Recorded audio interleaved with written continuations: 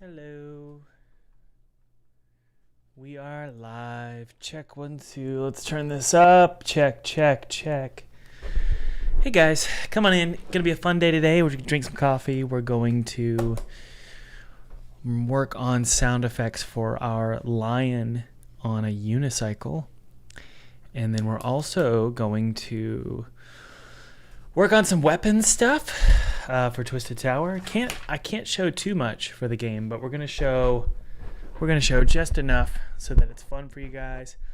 The reason I can't show stuff is because the game is wrapping up development. Yay! So Helpless Heroes is gonna hang out with us while they work and while I work. It's gonna be cozy. Let me turn on my lamp.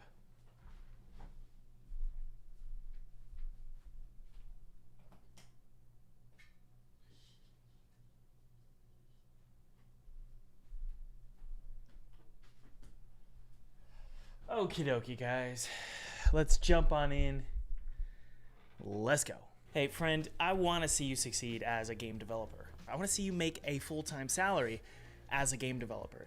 See, the thing is, most game developers don't know how to actually make money with their game. And believe it or not, you can actually make a full-time salary with just a demo. I've done this 3 freaking times. And I'm going to teach you exactly how to do that. Make a full-time salary with just a demo. Click the link below. It's a webinar, totally free, no gimmicks here. Check it out, watch the whole thing. You're gonna learn a ton. And you're gonna learn how to make 6 figures with just a demo. Cheers. All right, let's wait for Unity to open. So we have a lion on a unicycle. And this lion, there's a lot of different sound effects we need to create for the lion. And guys, sound is probably minimum half of what makes your game fun, what makes it feel good. The cool thing about Steam and console as opposed to a mobile game is you could pretty much rely on the fact that 99% of players are going to be, well, using sound. And I know that sounds weird, but sometimes you have to, well, I can't remember, maybe I was in graphic design and I was making like mobile stuff. And mobile stuff, you just had to assume that they weren't going to use sound, right? With Steam games, you can lean heavily into sound and make sound a crutch, quite frankly. It's totally fine to use sound as a crutch. So let's use it as a crutch right now. First things first, we're going to make a list of sound effects we need for our lion. I'm a big fan of sound effects right now. Or I'm sorry, of lists right now. Lists are incredibly valuable. They're really good with your mental health as a game developer. So lists help me a ton. What is this? But lists help me a ton. And so we're going to create a list of sound effects for our lion. So all we're going to do is just hit play and start writing down everything we need to do, okay? So let's go ahead and do that.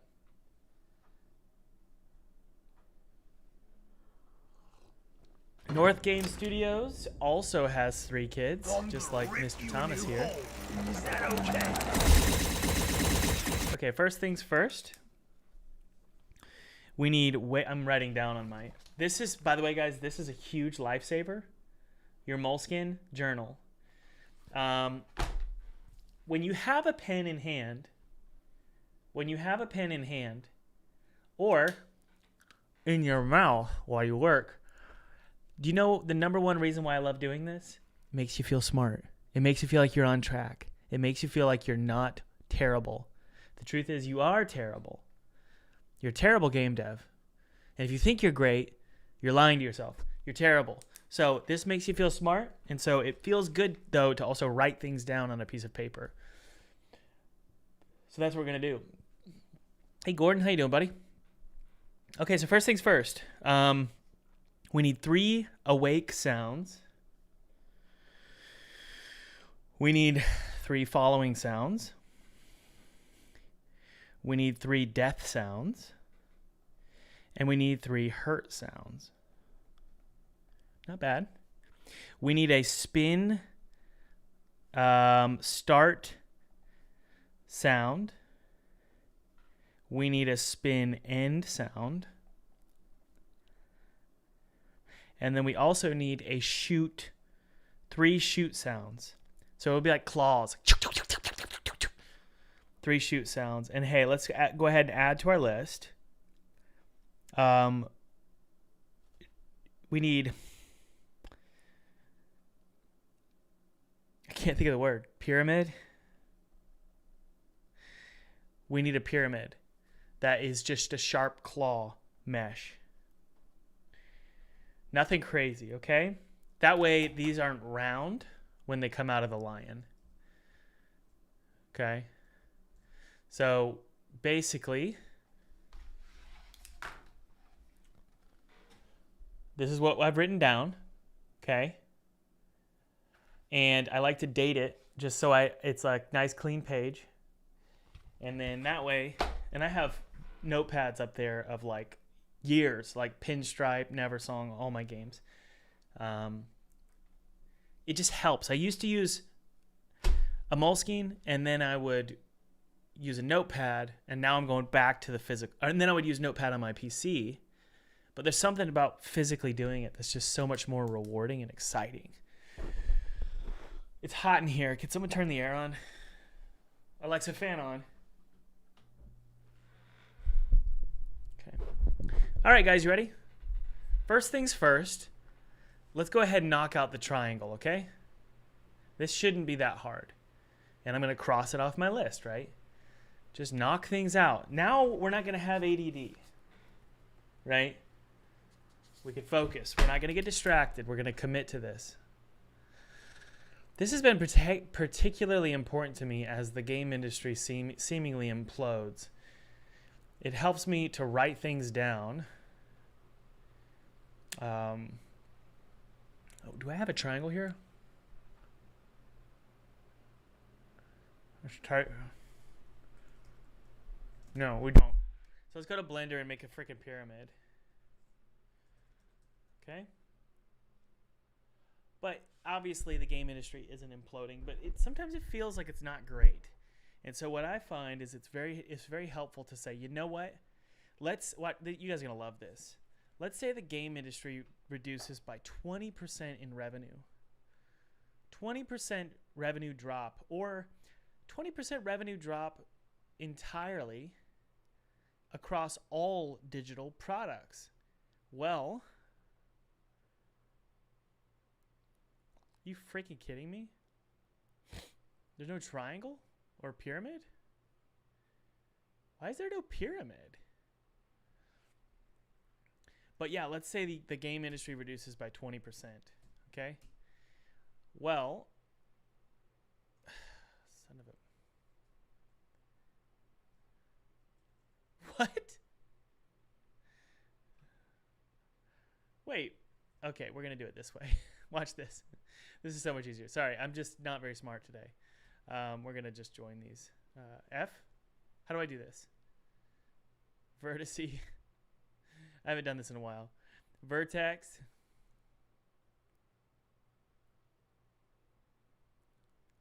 Merge. Okay, there we go.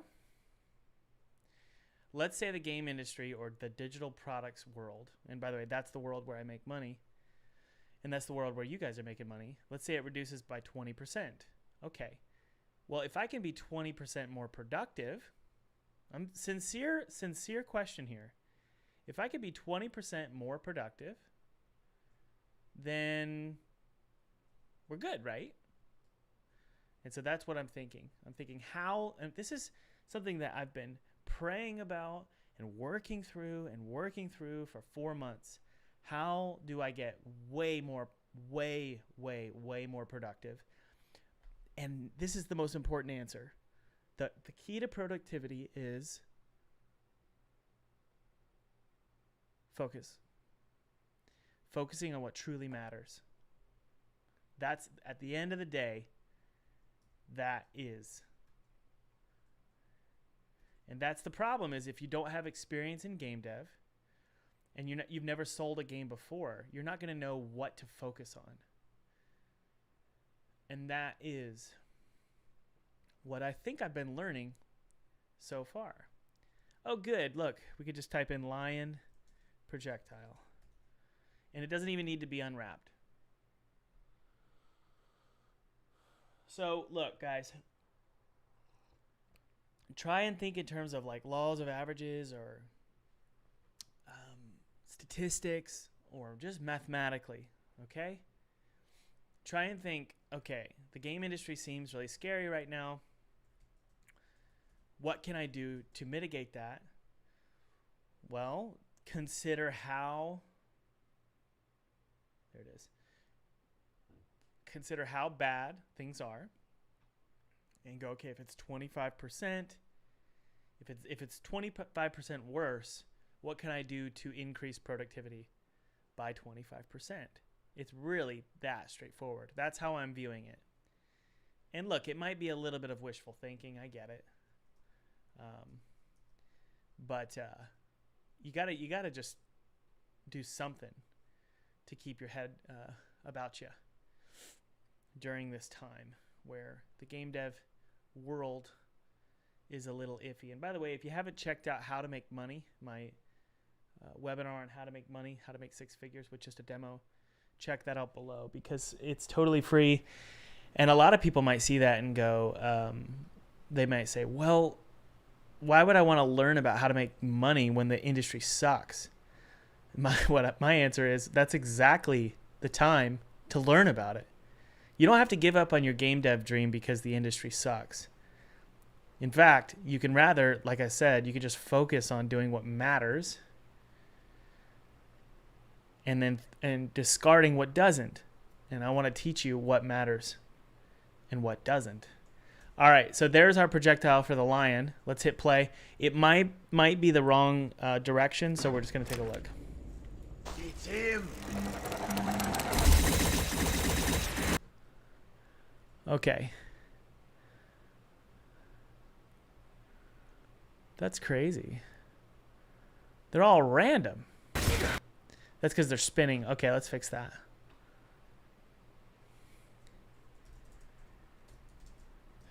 Do you consider focus watching other game devs to get inspired? Do you want to know something? Nobody knows. Why is it spinning? Is it because of the rigid body? Freeze rotation, that's set to 0. Oh, it's the sphere here. Let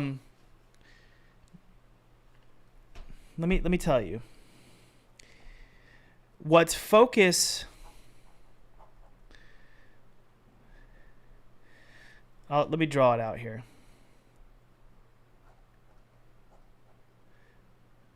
This is Tim, and this is Johnny.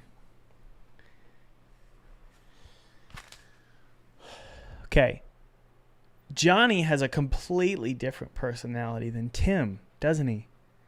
We all have various personalities, okay? So watching game devs live, that might be very productive. That might be very productive for Jimmy because Jimmy's personality, he needs to be inspired. Otherwise, he gets burnt out and he gets insecure and he starts making really bad decisions because he feels uninspired. So Jimmy really needs to watch game devs. Tim, on the other hand, is a confident procrastinator. And some of you in the chat are a confident. There. Tim is a confident procrastinator. You should not be watching this stream. You're confident, you're fine, you don't need inspiration from Thomas. Now get. So it really depends. See, everybody asks for advice about how to make games and how to do the whole indie game dev thing. There are a few foundational things, but a lot of the times it's about your personality. And this is why when I post on Twitter, I might get like 20% of people, 30% disagreeing with me. A lot of people think that if you love making games, then you should work 50 hours a week, 60, 70 hours a week, because it's not a job. It's your passion. And I'm like, well, maybe for you.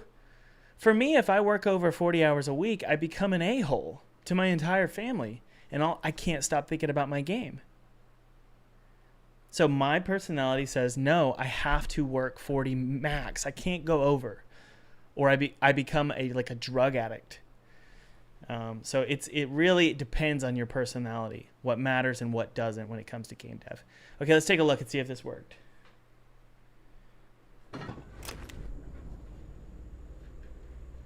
He's over here. Okay, let's take a look. Oh, yeah. Let's scale it up. What benefit of Blender? Who knows the benefit of Blender? Boop. Real time. Look at that. Isn't that cool, guys? Now I'm pissed. I've been juggling a lot lately.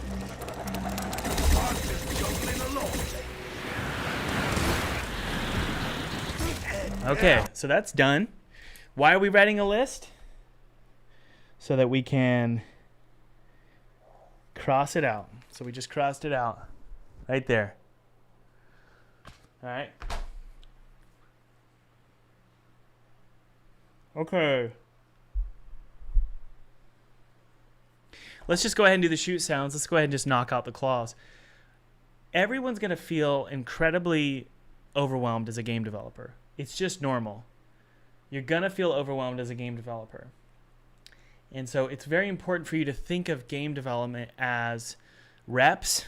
When you go to the gym, I got to look for something here, so I'm in full screen mode while I look on my browser. When you go to the gym, it's so overwhelming. You're like, I got 4 sets of bench press, chest flies, calf raises, and tricep extensions. You're going to feel incredibly overwhelmed. So you just got to go one little rep at a time. And before you know it, you're done with all of it. The same is true with a list of things for your game.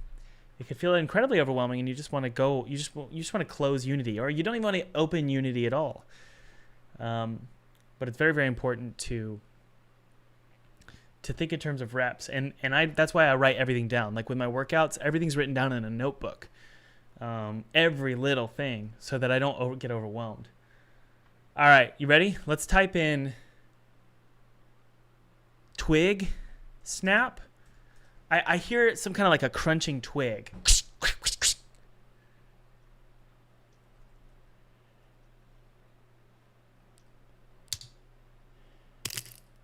Yeah.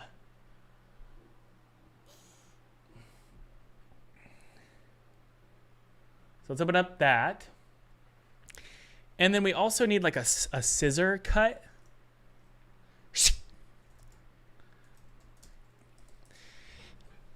Scissors. Not Kurt. Scissor cut. Who's drinking coffee with me? Anybody? Cheers.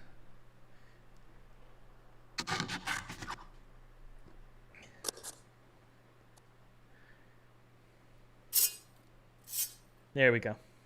It's really a blade, but yeah. Hey guys. Gil, how you doing? Alchemist uses FL Studio for your sound design. Thank you for the donation, Alchemist. Thank you, thank you. Who knows why Thomas live streams? Does anybody know? Let's talk about that. Let's talk about why Thomas live streams. Let's get the obvious out of the way. It's a ton of fun, and my wife says I'm always in a better mood after I live stream. But who else knows? Why does Thomas live stream? And the reason I'm doing this is because I want you to think about why you should too. Did you hear that? I told you. Hey, Snanshit says, why did I remove all my courses? My courses I don't sell publicly anymore because, well, it doesn't come across great to people, and I understand. So I don't want to be the guy who's constantly peddling his courses. That said, I do sell them. I just sell them differently. So that's a little much.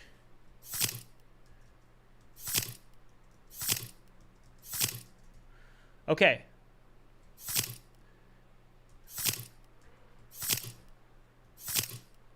That's pretty good. And what do we want to do? You want it at -10. Guys, you need some kind of standard when you're exporting your sounds, okay? If you don't, you'll go crazy in Unity because you're just going to be balancing sound all day. So make sure you pick a number and stick with it. So I'm going to go to -12. A lot of game developers feel like they need to start here. It's okay to give some kind of fade in. All right, that's great. Let's export it as a wave. Live streams pressure you to keep working on your game. Wrong. But that's a good guess. Helpless Hero says for money. Yes, I do make money. Good job. How do I make money? It's important for me to be... I love being super honest with you guys because I want you to build your own audience. I want you guys to be successful. I want you to survive the winter in the game industry. And I told you guys last year winter was coming. I said it, I think I said it in February. I said winter is, man, I did say that, didn't I? I said winter was coming. And here it is. Why? How do I make money? How am I making money? Does anybody know? Seriously, I want you to know. I want you to know the answer. How am I making money right now? Who knows? I'm not promoting a paid course. Noctilin, do you see a promotion for a paid course anywhere?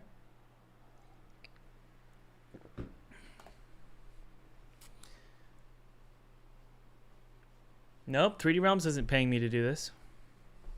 Anybody else?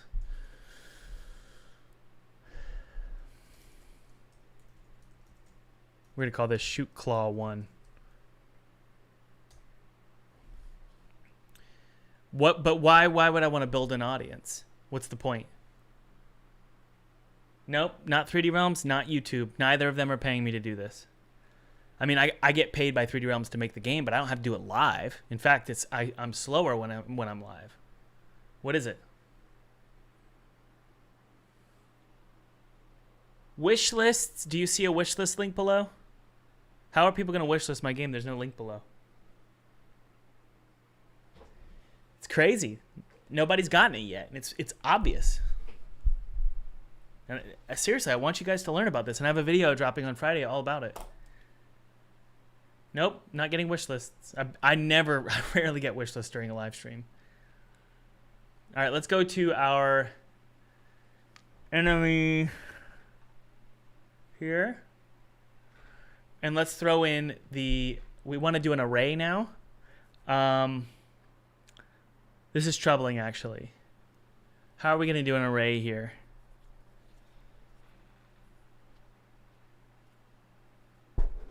Nope.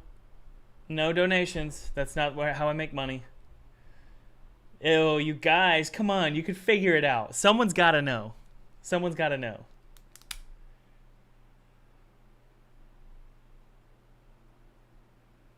Nope. It's not vague. It's very, very granular and strategic.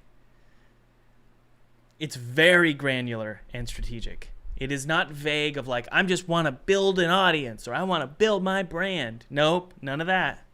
Don't do stuff that you don't know the results for. Okay.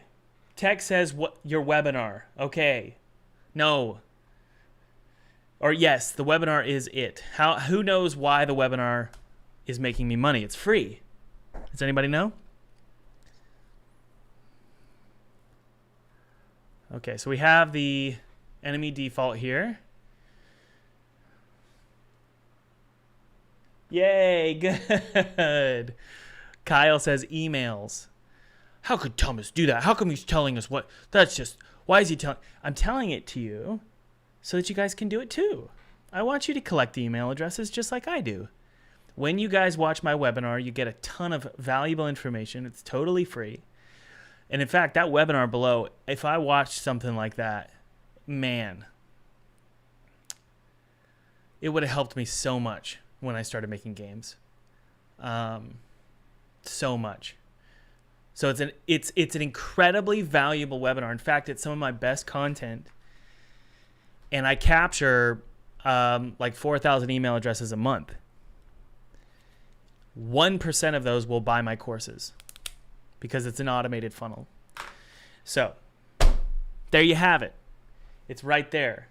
You get free content. You guys learn a lot. I send you a ton of valuable emails, but every once in a while I'll say, hey, by the way, this course is 25% off. And most people don't buy, but if 1% of them do, monthly revenue to keep the studio afloat during the indie apocalypse. Make sense? It's a freaking life hack. It's 100% a life hack. It's valuable. People enjoy it. It's free. And the people who do end up wanting to buy a course, they get a course. But most people, they just got a freaking awesome webinar that's an hour long. And they also get a ton of other really cool like blog posts and information in my newsletter. So this is why newsletters are so valuable. Some of you probably wonder, why do people make newsletters? So that every 5 emails, they can say, hey, by the way, this thing's 25% off. So there you go. Purchase conversion rate, it's like half a percentage point. But that's why you want to build a big list, 99.5% of the people on that list are never going to buy a thing, but they're going to be incredibly nurtured because you send valuable emails all the time. And when you finally do sell, they feel like, well, Thomas has nurtured this list. He's given a ton of free information. Sure, I'll buy, right? And then they get a course that's super duper valuable. It's a great course. So that's the secret. And that's what a lot of game developers have no idea how to do. They don't want to make resources. They're like, well, I don't want to make resources all day long. I want to make games. And what I'm saying is, no, make a resource in 2 weeks. Put together an email funnel and then live stream. And it's that simple. So that the resources can then pay the bills. And then you release the game and the game pays the bills. Does that make sense? Granted, lots of people have no idea, or lots of people will make judgments here and say, well, that resource is Thomas's sole income. And it's like, no, that's just gravy. The way that my studio is funded is is 3D Realms. I just do both. Why would I not do both? So does that make sense? Oh man, is someone asking about why not just use social media? Social media is a terrible way to sell. Social media is not the place to sell. Social media, you have no idea what the algorithm's going to do. You have no idea how the algorithm's going to promote your content. And number 3, this one's big. For some reason, and I mean, it makes sense, but social media, when people sell stuff, you immediately lose credibility. And I've been there. So if you try and sell your game, or you try and sell a plushie, or you try and sell a shirt, it's so funny. If you peddle your own products, people get frustrated. If you take a sponsorship deal and peddle someone else's products, people don't get mad, which is just odd to me. But that's just the way it is. So instead, my theory is don't sell at all, give away free content, build an email list. It's so simple. Does that make sense, guys? How many of you learned kind of like a life hack? Anybody? Yes? So social media is a great entry point to build an email list. And by the way, some of you are thinking, I don't want to do email, I'll do wish lists. It's the same thing. There is no difference. Actually, there's a wish lists on Steam are owned by Steam. They're owned by Valve. So that is the difference. Granted, if you build a big wish list, if you build a big list of wish lists for Valve, they'll promote your game more. So you kind of have to, give away your email addresses to Valve and let them own them for the sake of their algorithm, right? But having your own list is super duper valuable.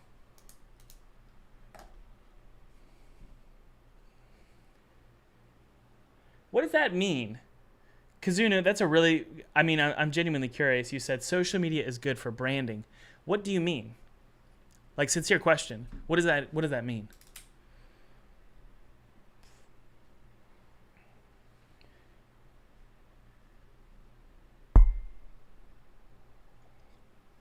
Anders Edge said, you can't just put game devs on one list and then bring in gamers on the same list. Absolutely. You need to be splitting up your list. Look, guys, if I had a link below that said wishlist Twisted Tower, that would not go to my email list that is where all of my resources are. It would be a completely separate list. It doesn't matter if someone's a game dev or a gamer, or they like candy corn, or they like Starburst, or they're a Christian or a Muslim or an atheist. I don't care what your flavor of the day is. What I care about is, do you want to play my game or not? That's all I care about. So if you're going to get wish lists, you need to get people to get an opt-in that is related to what? Your game. So the demo, that's all that matters. It doesn't matter who they are and what they're about. I don't care if they're game devs or gamers. If they want to play your demo, that is an indicator that they'll probably buy it. Okay?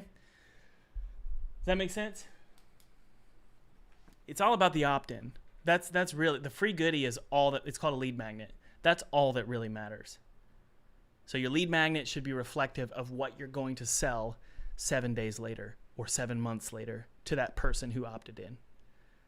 So I don't care whether it's a game or a resource or an asset pack or a color palette or a brush kit or an art pack or a course or a webinar. I don't care. Whatever your opt-in or your lead magnet is, that free goodie, it should be directly linked and correlated to what you're going to sell. This is digital marketing 101. Does that make sense, guys? All right. Where was I? Where was I? I'm confused, actually. Where are the damageable entity? Okay, so there is a shoot or a projectile shoot sound.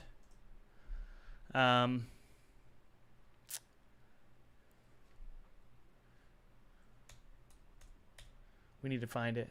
There we go. Play shoot sound. And it's going to play at a random range. So this sucks because what we're not going to do is we're not going to go in. Man, guys, this sucks. I don't want to have to go into all of my game objects and change the shoot sound. That's a problem. But we want to create 3 shoot sounds here. So here's what we're going to do. If additional shoot sounds does not, this is so ugly, but we're almost done with the game and we don't want to ruin anything. If I swear I didn't just say that. If additional shoot sounds does not dot length does not equal 0, then we're going to say shoot sound. We're gonna generate a random integer. Int equals random int equals additional shoot sounds dot length plus 1, because we also have this shoot sound. Oh boy.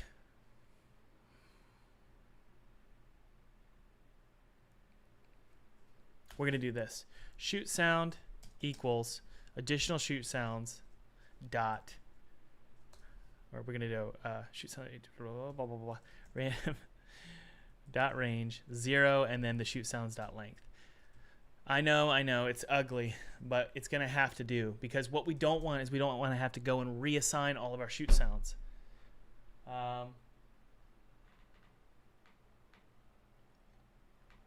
Guys, was that helpful, what I just taught you there?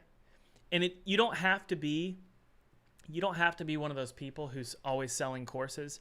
I like to sell courses because I think they're super helpful to a lot of game devs. And by the way, if you're in one of my courses, let me know what you think about the programs. But you don't have to. It's anything digital. If you sell something digital, you've got to build an email list. It's like it's this insurance policy. It's the most protective, safe insurance policy you can have. Imagine a list of 10,000 people to 100,000 people via email that you can contact whenever you have something that is going to help them, or a game to sell, or a demo to wish list. Like, there's just so much you can do. When you have the power to move an audience, it's unreal, honestly. Okay, what was I doing?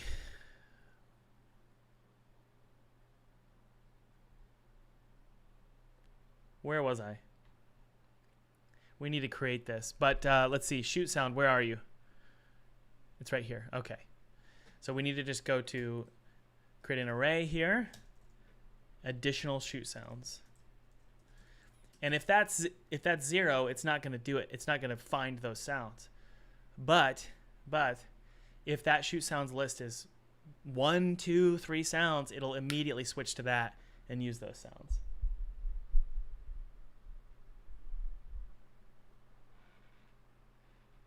Phone numbers. Here's something that's interesting about email. How many of you expect to get promotions in your inbox? How many of you expect that? Yes or no? Yes, you expect promotions. No, you don't expect promotions.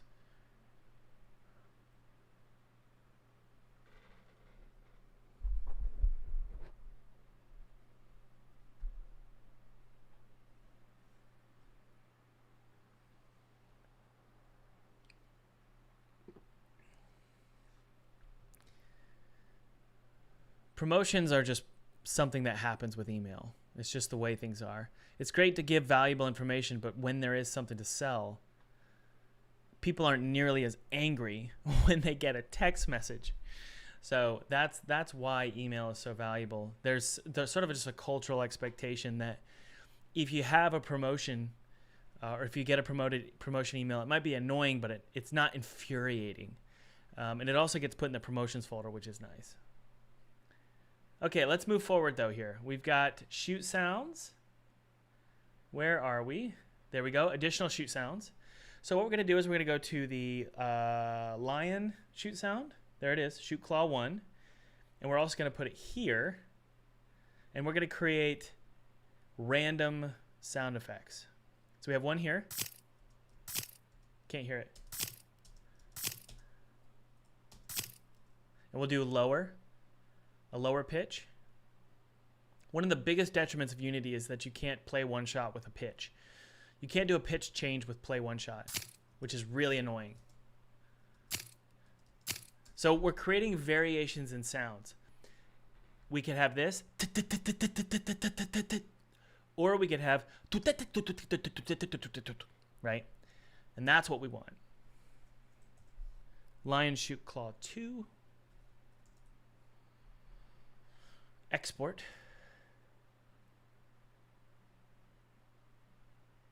Promotions are on WhatsApp in Brazil, really? Yeah, definitely could be cultural. And we're going to do a really low one here.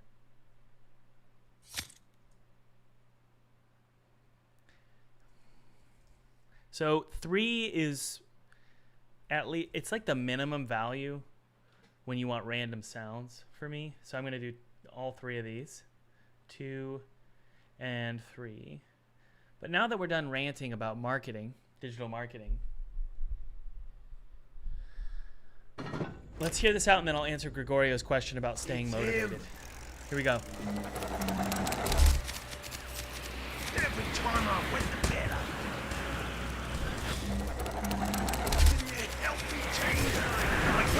Okay, so they're a little quiet. And so what we're going to do is we're going to consider why that is. Shoot sounds volume. This will be interesting. Watch. It's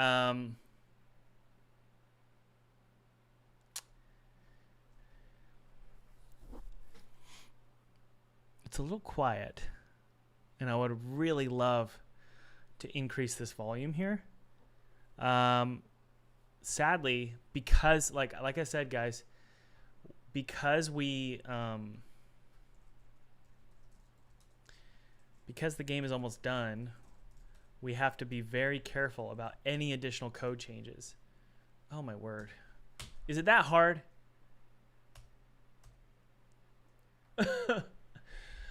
Search sucks. Shoot. Additional shoot sounds. So what we're going to do is we're going to do public. It's going to be vector 2. Shoot sound min max random volume. And we're going to give it a value of new. Well, you can't do it here. I believe. Well, can you actually? I wish you could. No, you can't. There's no way you can do it. Are we sure about that?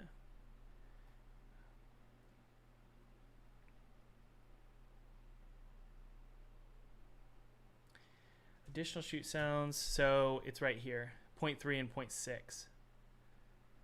So shoot sounds min max volume.x. Shoot sounds min volume. So basically we're going between two values, minimum and maximum.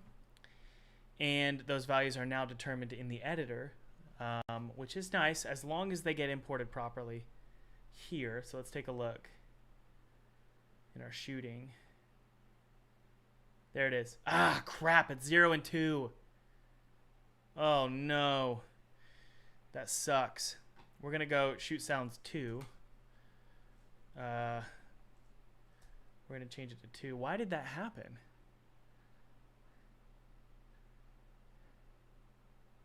Because I did it here, you idiot. My hope is that it properly updates and then we can remove the 1 and it'll update in the editor. I'll show you guys. It's right here.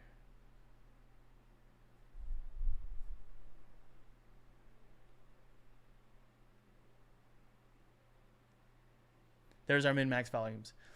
Very good. All right, so now what we can do is we can change those values for this enemy in particular. But let's go ahead and change it to 1.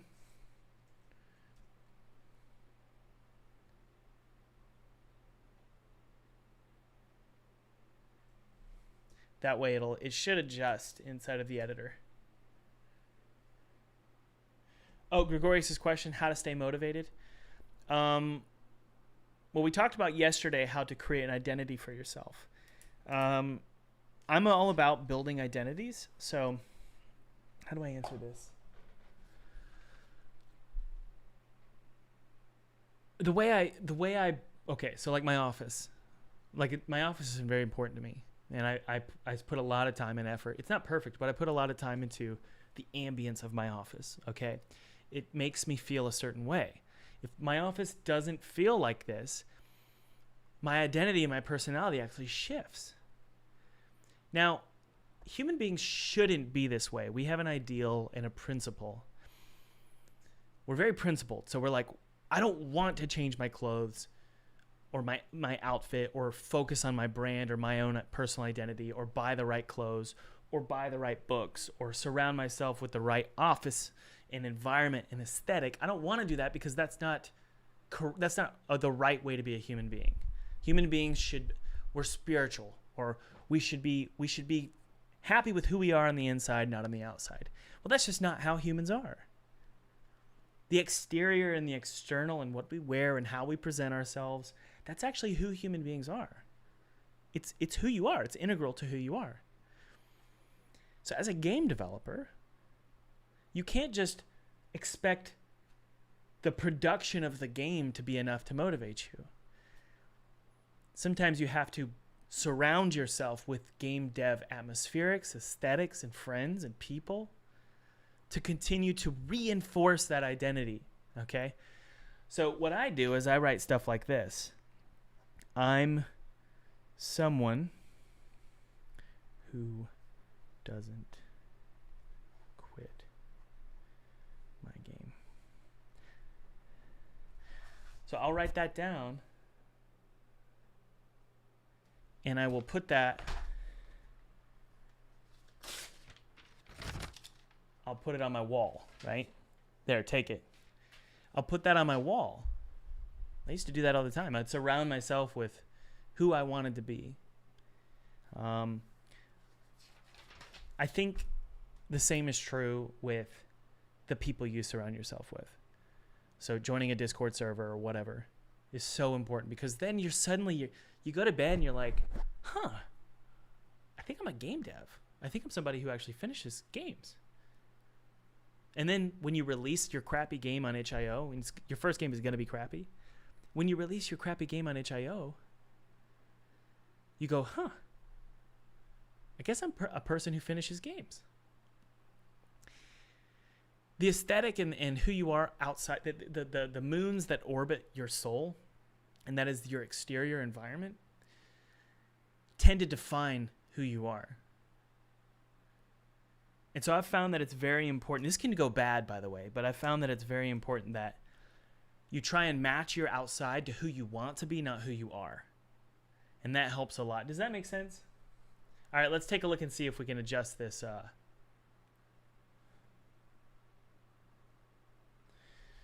Oh, crap. It got reset. We're going to have to change the name.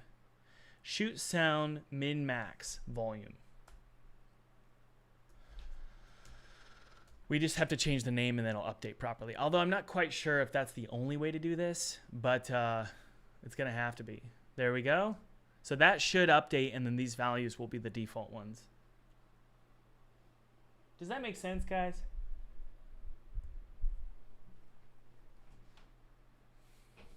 Am I on Instagram? Yes, but I got rid of Instagram. Who knows why I got rid of Instagram? Well, I didn't delete it. Who knows why?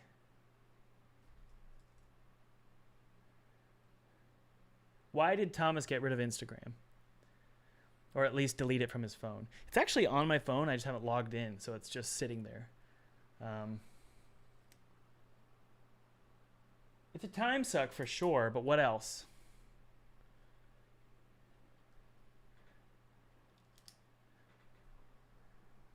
I am... Well, how do I say this?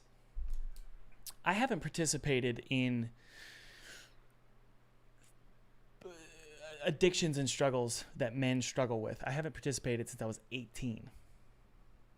I stopped that stuff a long time ago.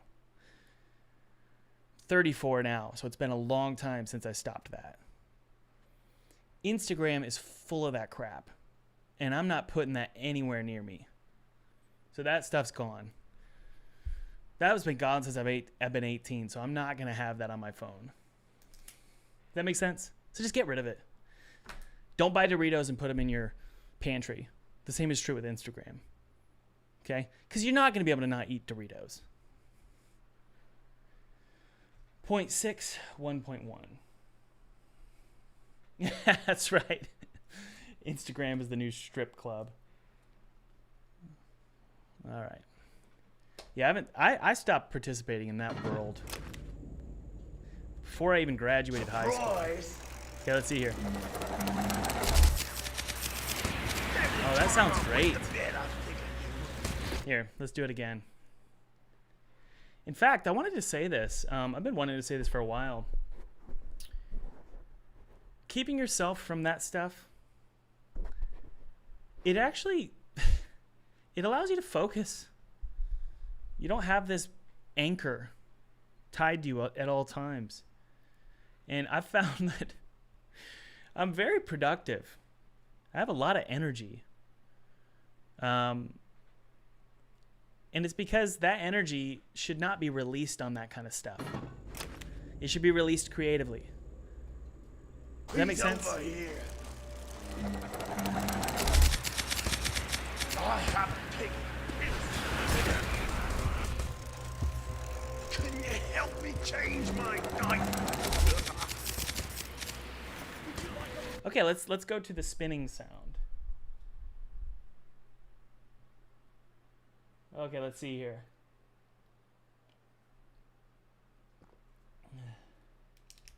All right. Yeah, social media is YouTube. I do not consider YouTube as social media. It doesn't have the same kind of kick. Well, shorts do, but it doesn't have the same kind of kick that you get from TikTok or Instagram. So let's grab this sound here. We're going to create the spinning sound. We're going to type in bike wheel and maybe a ring. Ding, ding, ding. Oh, yeah. And we're going to have the pitch go up.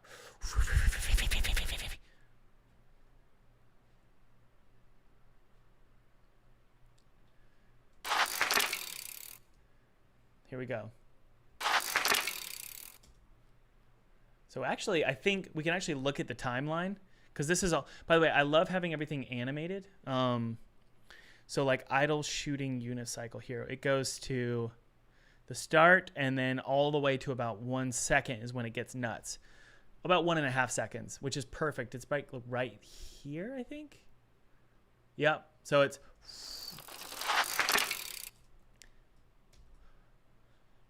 So we'll add a ring, ring, ring right when he starts. This is just an indicator that well, it's a telegraph that the attack is about to start. So we're going to type in bike bell here.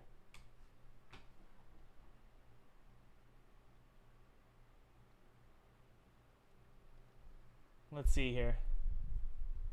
Thomas, how much time should I give my Steam page before releasing my game for wish lists?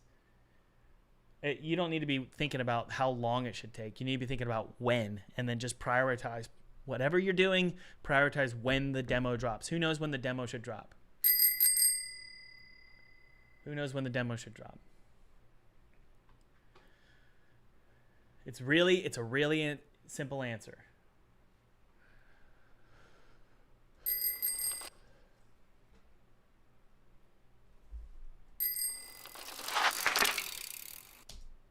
Okay, and then we're going to do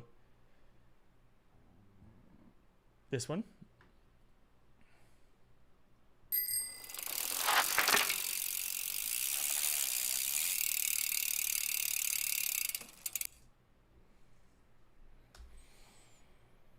It's a really simple answer. When it's perfect, no. When the game is ready, no. No. No. That's awesome, Naktolan. Naktolan says, I stopped viewing not safe for work content for almost 2 years. Fist bump. Yeah, I don't care if you're religious or not or whatever. That stuff's not good for you. Just stop looking at it. It's just like, it's really immature, honestly. It's not. It's time for all of us to grow up, especially Americans. Grow up. You know, no more of that crap. So that's awesome. Go get married, have some kids. All right.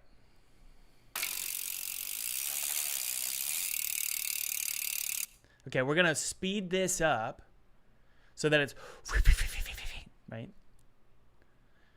And we're going to try and make it work. Oh, what was the answer? The answer was not the next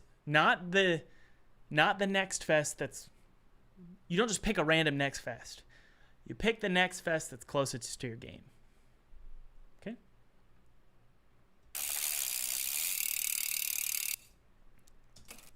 Okay, so how long is the spin? 4 seconds. So it's, yep, so we just need to go to 4 seconds, which is right here. Okay.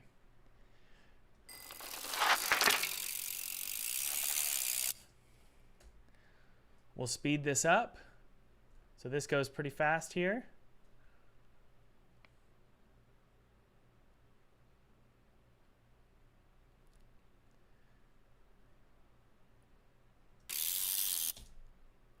And speed this up one more time. And then we'll do one that goes like this. So we'll reverse this.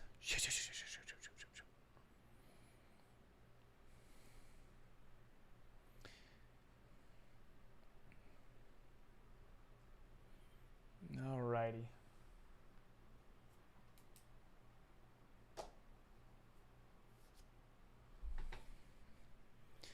Do we care? Do we care that unicycles don't actually have a chain? No, we do not. We don't care. I don't care at all. Let's lower the speed here.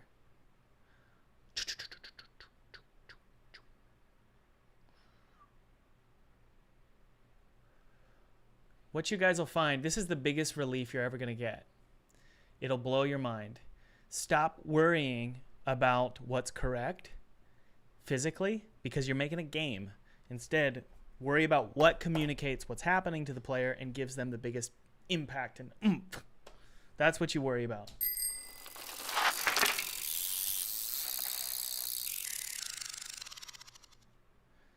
Okay, so that was close. I don't know. Let's see here.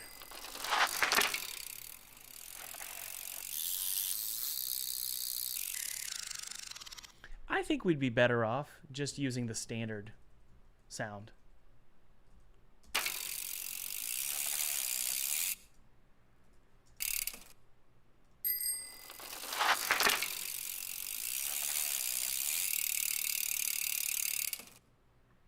Okay, let's turn that down a little bit. So this is the spin sound. And also we'll do a roar. A lion roar. Lion roar.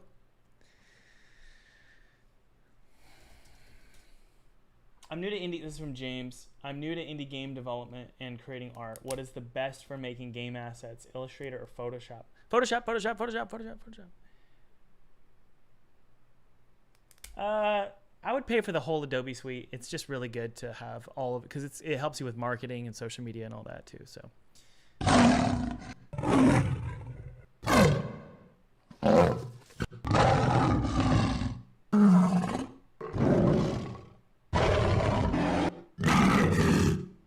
Yeah, it's good. I kind of want it to be scary. One of the big things I'm all about is very childish, innocent, whimsical characters and environments and music contrasted right next to just something truly terrifying. So like a bloody lion costume that's shooting spikes at you and clowns chasing you, you know, something like that. So let's see here.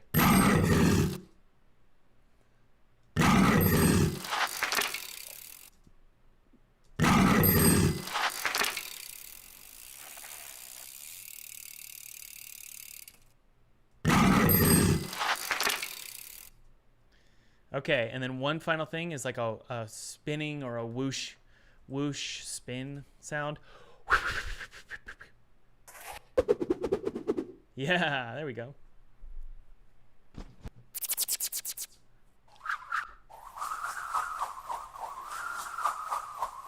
Yeah, there we go.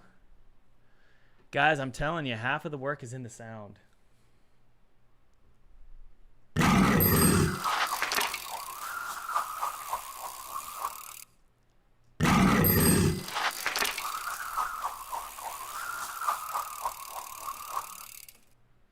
All right, so let's see how this sounds.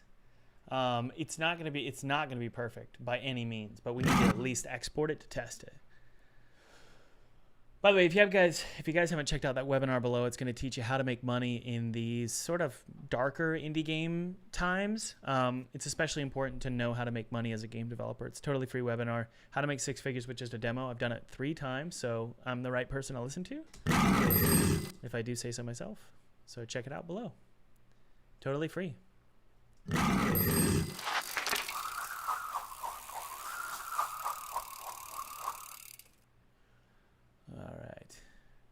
All right, so Anders Edge. Okay, let's make it sound a little scarier then.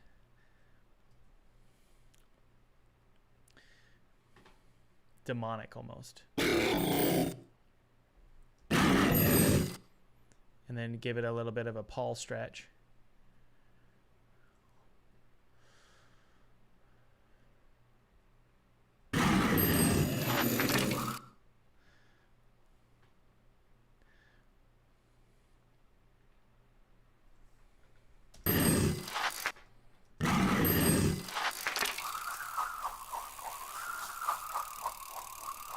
Hey, James, if you want to buy the course, we can make an exception for you. Can you email Thomas at fulltimegamedev.com? Let Hector know that you want to buy the course, and we'll see if we can open up a seat for you. Okay? All right, let's try this. This is going to be Lion Spin. Export that out. Yeah, we're not selling the course publicly anymore, but it's closed. But we do open it privately for people if they want to join. So we can do that for you if you really want to. Okay, we're gonna play a sound here. So you'll see here that we have these animation events here, and now we can choose a different sound. So that's the chain gun sound for the clown. So it's like a, and he like laughs. Instead, we're gonna do the lion spin sound. So let's try it out. Thank you, Sebastian. That's very kind. It's him. Get over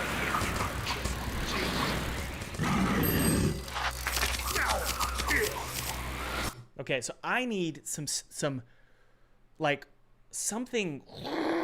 So it's like yeah, the lion claw sound is not big enough. It needs to be like a. So let's get a whip sound or a smacking sound.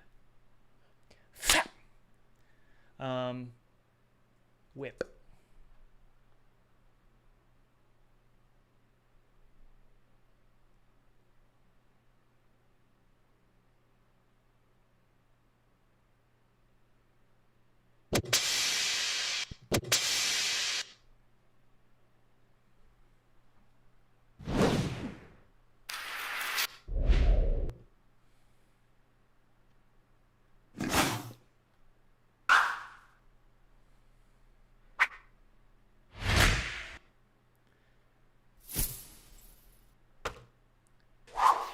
How about a bow and arrow?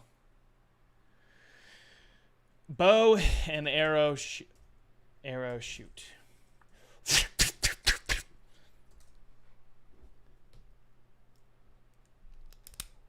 Twisted Tower is we'll disclose the price when we're done with it.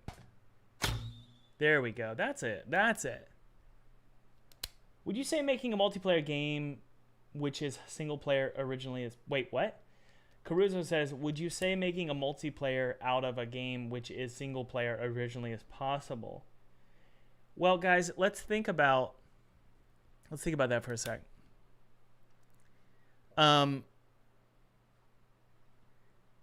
It is very important to be tight and focused as a game developer, as an indie game developer. Shrink your budget, shrink your scope, shrink your time, shrink what's in the game. I would pick a single player or a multiplayer. I would not pick both. For God's sake, we're probably not even going to finish your single player game. Most game developers don't. So don't overwhelm yourself.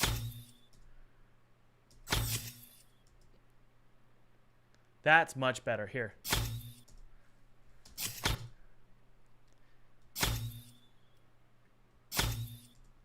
Export. Lion Claw 1. Let's do Lion Claw 2.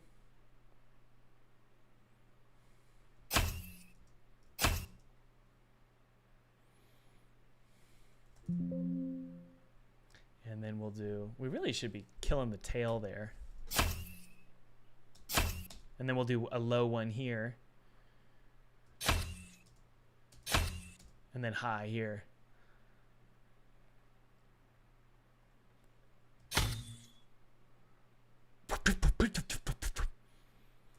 I think it's going to sound kind of interesting. So let's take a look.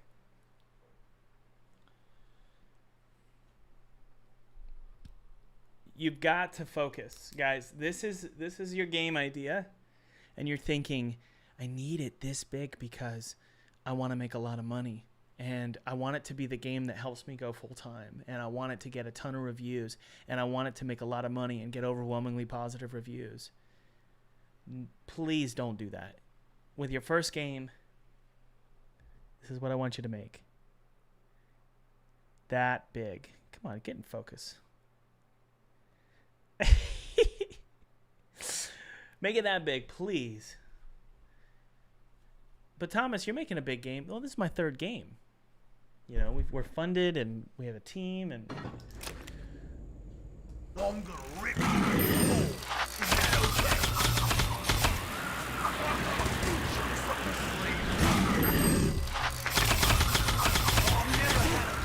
I have this weird idea of making it scarier with the sound of like a screeching, screaming woman.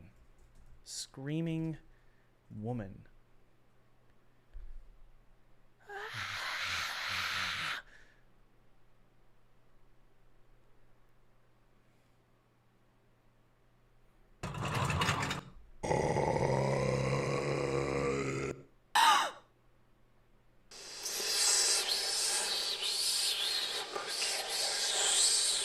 Grab that one. I'll turn that down for you guys. Sorry.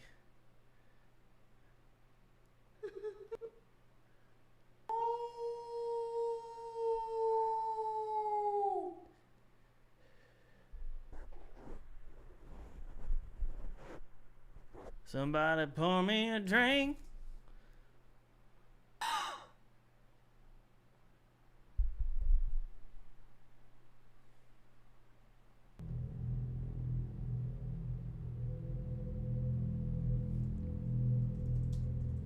Some sort of ghoulish scream. And what we'll do is that's going to be the sound that comes out as it follows you. That's going to be cool. There you go. This is good too. There you go. Whoever did that voice acting is terrifying. All right, so let me show you what we're gonna do here. You guys will like this. Here we go. We're gonna do a reverb on this, and I'll show you guys how we're gonna loop this and everything. It's gonna be a looping sound. Give it a wet gain, pretty high wet gain. Hit apply.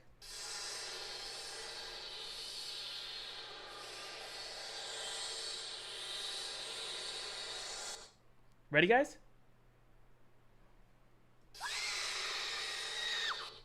Oh, gosh. I told you guys to listen to me. This is going to be awesome.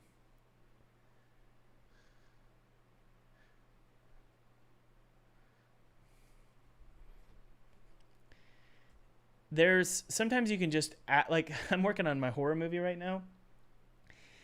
And I got rid of all of the sound effects. I got rid of all of the color. I made it black and white just for the edit. I got rid of all the sound, everything, and I just found horrifying music, some of the most horrifying music you can find on artlist.io. Just really tense stuff, and I put that underneath the film, and it just feels completely different. So you really need to be okay with. Sometimes you gotta use sound to fix problems with your game, honestly, and things that problems with your. Well, if you're making a film.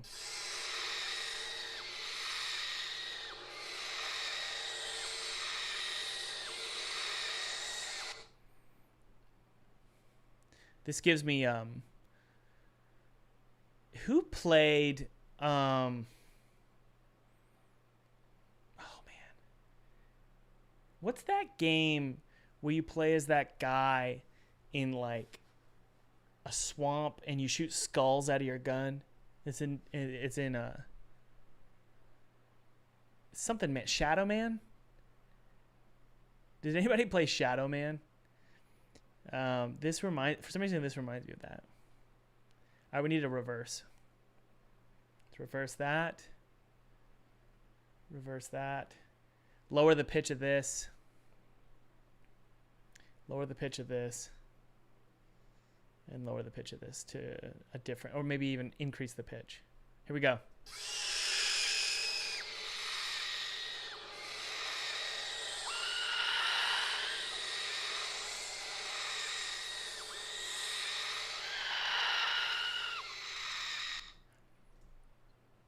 I told you. This is what we want.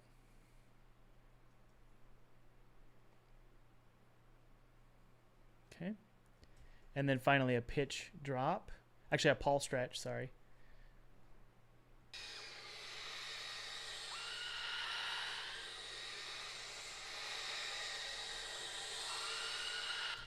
And then a little bit of reverb.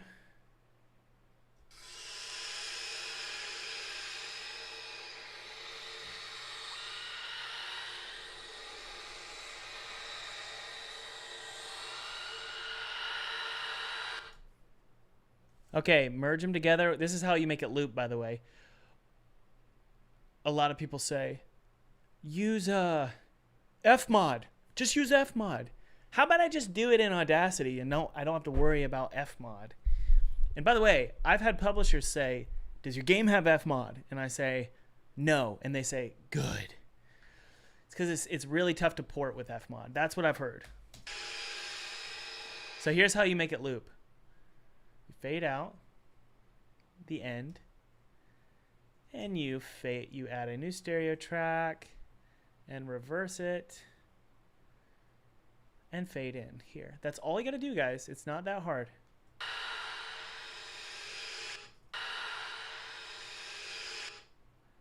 Track, mix and render, and we're good to go.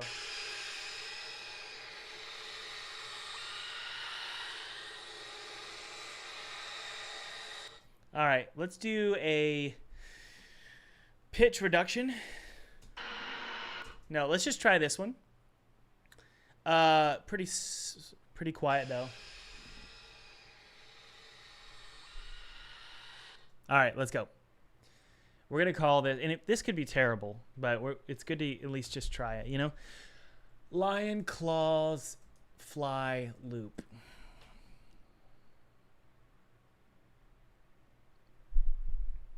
Somebody pour me a drink. Somebody bum me a smoke. Projectile, lion bullet. There it is. So we're just going to swap this out with the lion loop sound, and let's take a look and see. Oh, by the way, we have a cool script here where we can, change the pitch. So that's actually good to go.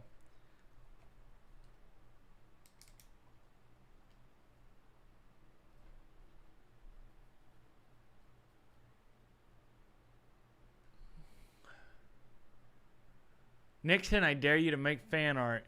Go. I'll retweet it.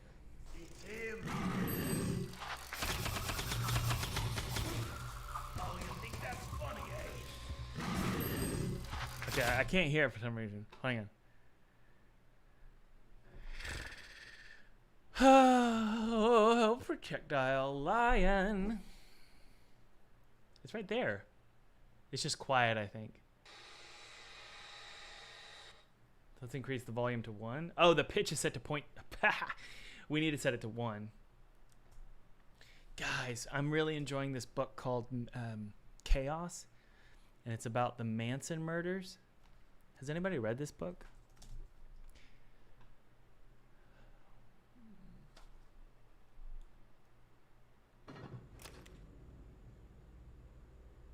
By first game, yeah, I mean your first released game. Your commercial game.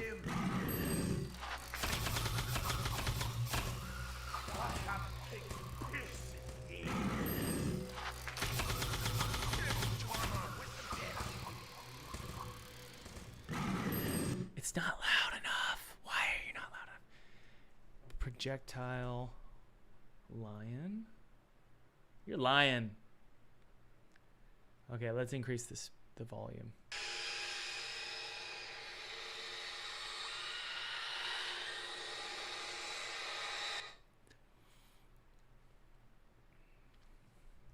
By first game, I mean, when I say your first game should be crappy, I mean the first game you release, yeah, whether it's free or paid, I don't care.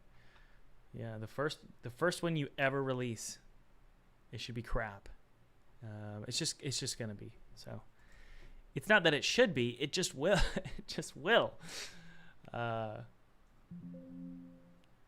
just, I mean, obviously there's a bell curve, and you have outliers of people who their first game is great, you know, like Chris Stayer, but yeah. Okay, let's go.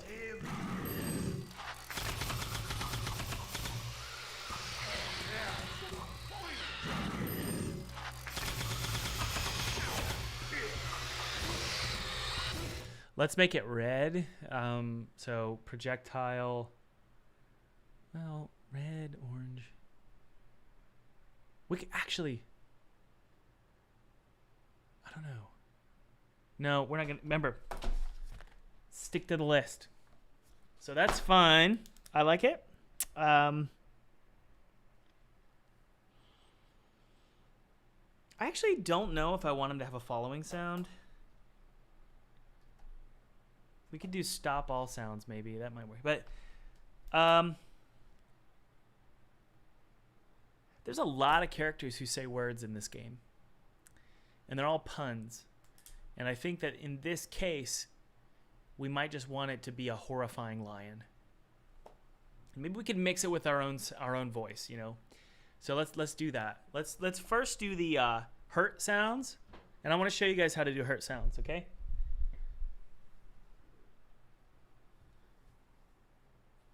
What if my game has basic mechanics but good visuals? Absolutely. That's totally fine. Try to create a twist in your mechanics. Basic does not mean it's not unique. So I would recommend something unique. Just something. But it's okay if it's not. As long as you truly, really, you really do have good visuals. Okay, so let's go ahead and type in lion here.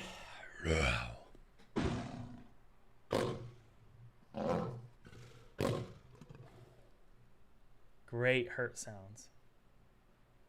Those are perfect. Hurt sounds need to be like this. Really, really, really, really fast. Let's get a little bit of a tail though.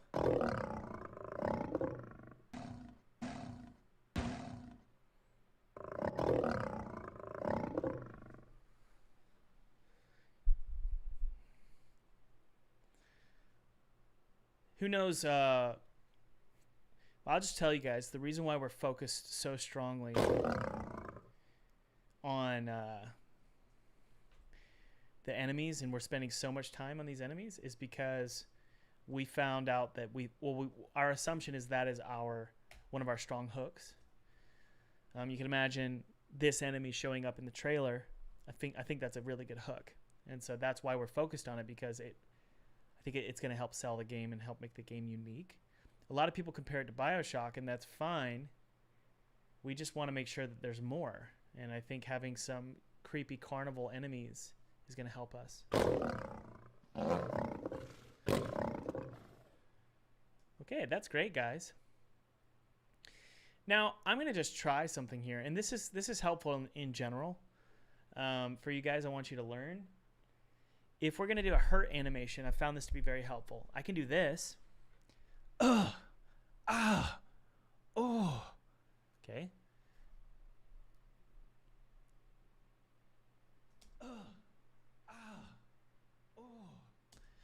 No, right? That's not going to work. Now watch this. You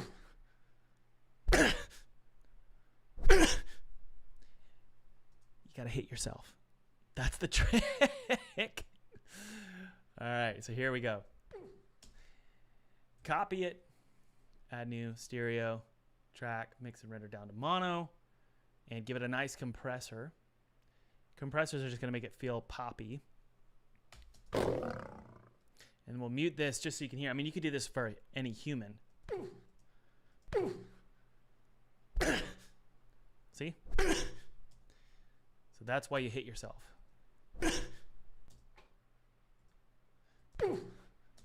Now, I found that hurt sounds are actually pretty great when you have two things. So it's like a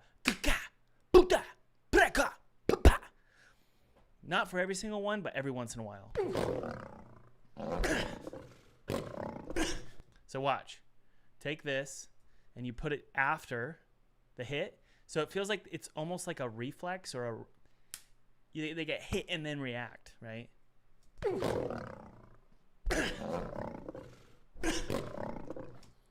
So we'll bring that forward. I know it doesn't sound like a lion, so hang on. Pitch, drop it down.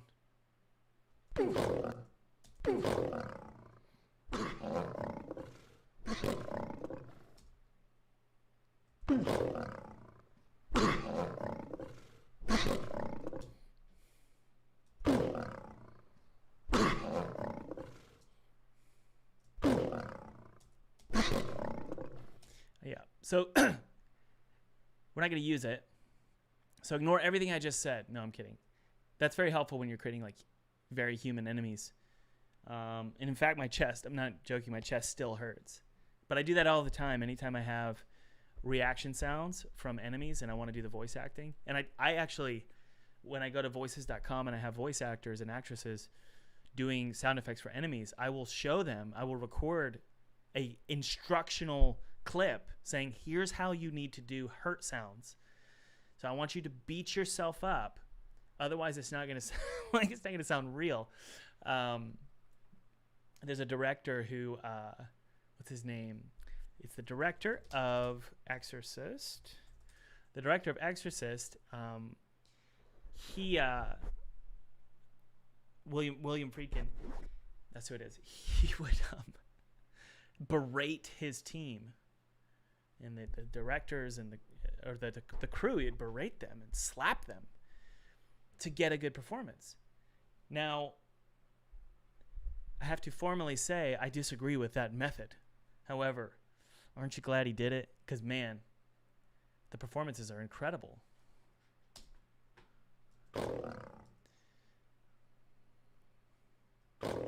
Okay, let's turn this down. And we're going to go export selection, browse. This is a specific enemy sound, so we're going to go to our lion. I made the elephant earlier this week, and the elephant's pretty awesome. So this is going to be lion, hurt 1. I'm worried about my game's mechanical hook. Do you think that changing your speed with a scroll wheel good enough as long... Oh, that's cool. Changing your speed with a scroll wheel. That's fun. I kind of like that. I mean, it could be the worst hook ever. It just really depends on how you implement it. But I do think that from a marketing perspective, that's a really cool hook.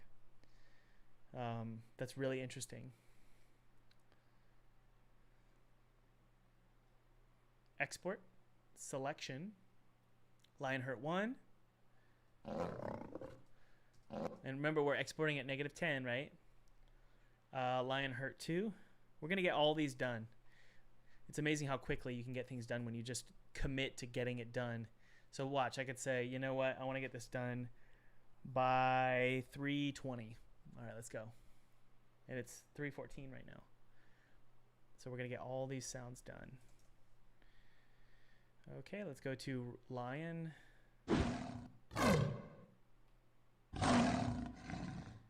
Good. And I want it to have some terror to it. So there needs to be some kind of a scream or something.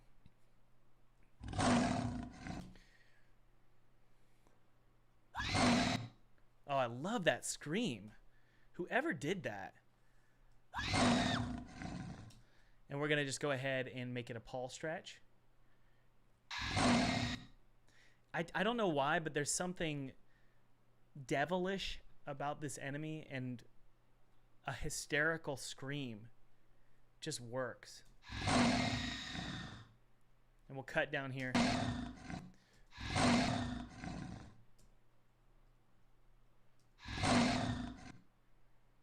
Give it some reverb. I think that'll do. Let's try and get this done by 3:20, Thomas. Can you do it, buddy? Yeah, I think I can.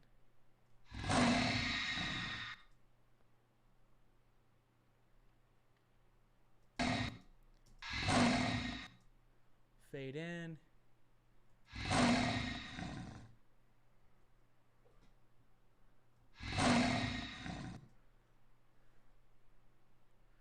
This is lion. Wake 1. The reason why, guys, is if this is a deadly enemy and he's tough to kill, I want the player to go, oh no, right?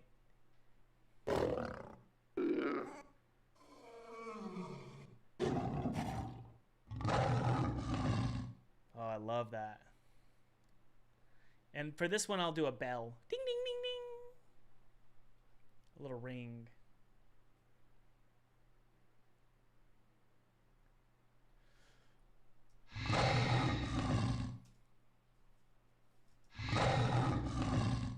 And then a bell. Ring, ring.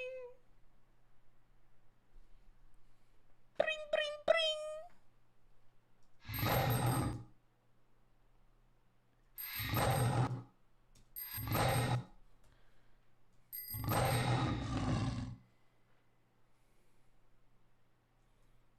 Oops. Careful. Tracks, mix, and render. Drop it down.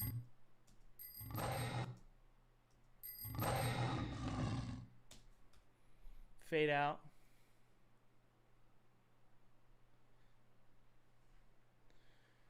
Line wake 2. And we're just going to pitch this one down for the third one.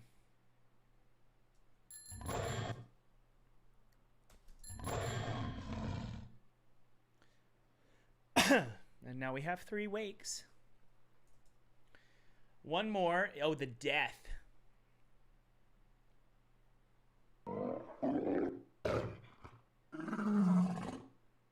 That's great. We'll do that one.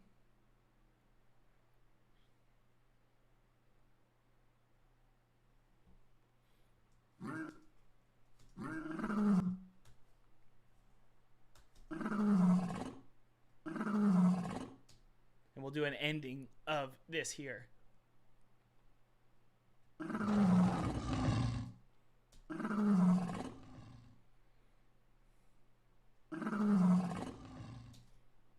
Mix that together. And I think that's fine. Yeah, that's fine. Browse. We'll do lion die one. I'm not going to do a follow sound for this one. A follow sound is something that plays as he's following you.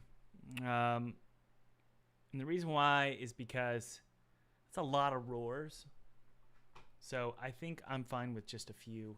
Look, you can even do this. Sometimes if you see like delete like that, you usually can't hear the difference. Yeah, we're good. And let's do, and then a higher pitch.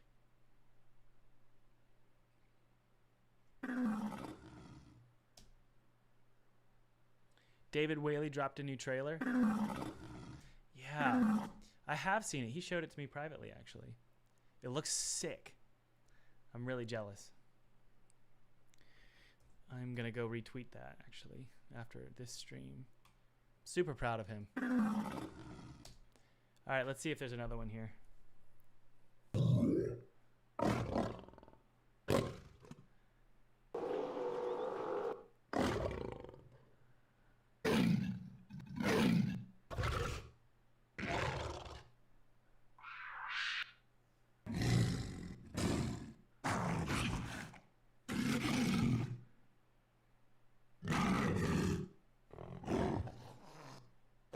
Oh, that one was good. Oh, that's great. I love that one. And we'll turn up the tail here. So what you do, watch, in order to do that, you just make the front end quieter. And then you mix them all together and then increase it. That's great. A lot of inspiration for this game comes from Castlevania 64. And I believe Castlevania 64 has werewolves. And I think they have these kinds of sounds. I'm not sure. But that's plugged away somewhere in my memory. So that's what we're doing here. All right. That's the third one. And now we just got to bring these in, guys. It's pretty straightforward.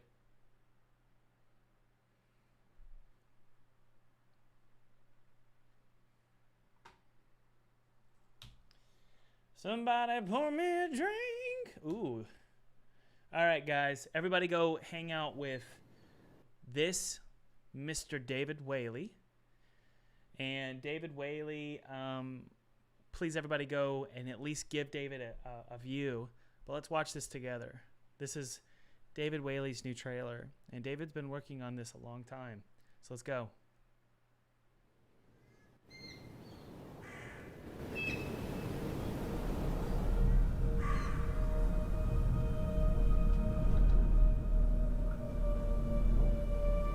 How long has it been? 5 days? 6? I need to get up. But no matter how much I sleep, I still feel tired. Maybe it's because the nights here feel unsettling.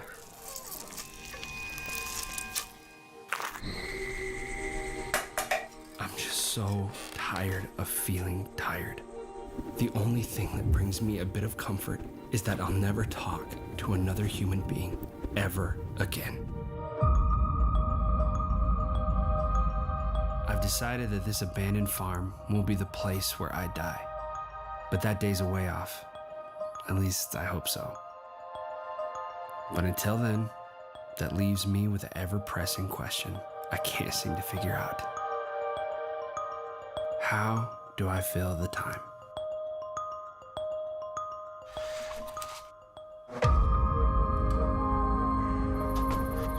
There's always a lot to do on a farm, and it's good to keep busy.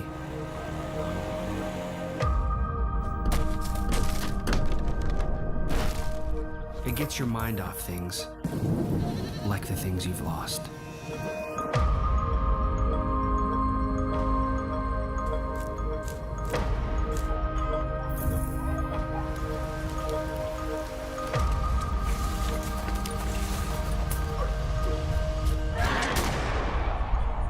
We'll see what winter brings after the harvest.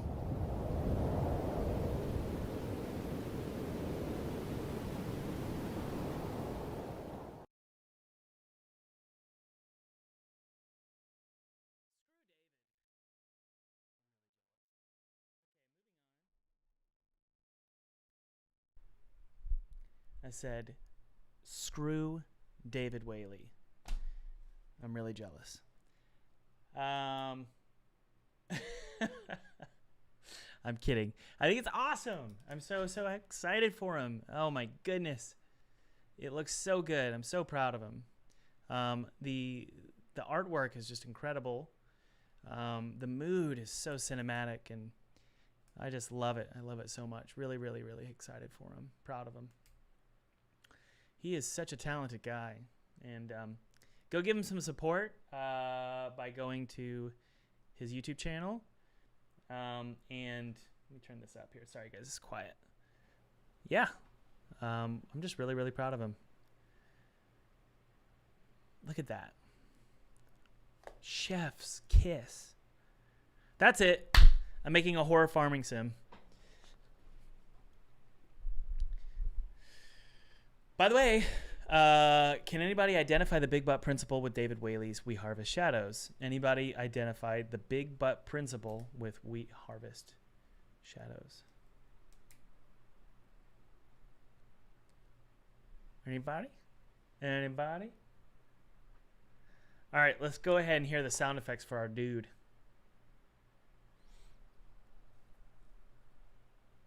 There you go, Mr. Readbot. Easy. Easy peasy. All right, let's go ahead and get these sound effects working. Super proud of David. David has been very influential in my life. He has helped me so much.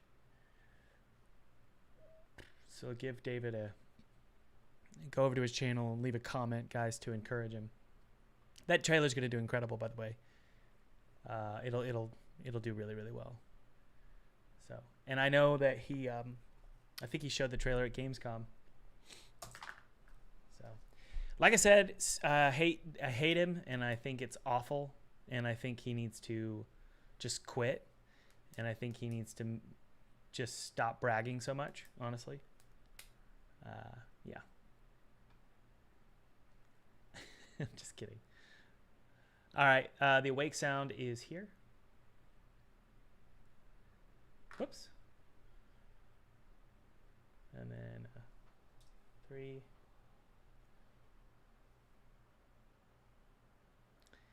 The jump sounds, I think we're good, actually. Shoot claws. Oh, the follow sounds. We want no follow sounds. There we go. This here, zero it out. Nothing there. All right. He's got a golden horseshoe up somewhere. Yeah, I think so. No, David he's told us in his YouTube videos how this has been a real struggle creating this game. So, you know what's funny, guys? I'll tell you this. No matter how many successful games and successful ventures you have in the past, you'll always find yourself doing a venture, creating a game or a product or building something or making a video or a movie, and you're like, did I lose it? I thought I had it. Did I lose it? So for those of you who have never had it, and you watch people like David Whaley or Thomas Brush do a good, create great content, great games, you probably think, well, they're just confident now and they're good to go. The truth is, you always lose it. You always lose that confidence. It just happens with every project, and you have to find it again and again and again and again. And in fact, I'm more insecure now than I ever was. So, okay, let's take a look.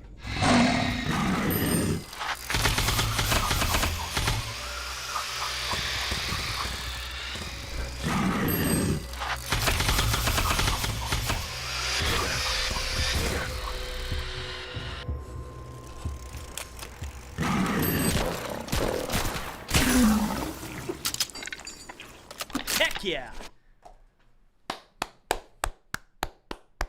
I'm much better than David, actually. Poor David. I'm just way better. Look at what I did. That was awesome. I'm just kidding. I'm kidding. My wife says my sarcasm is too well, it's not. I'm being sarcastic.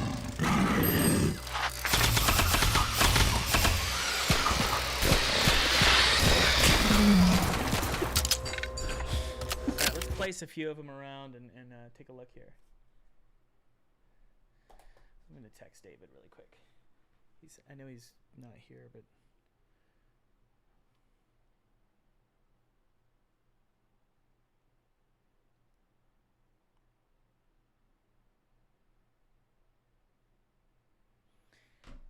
okay.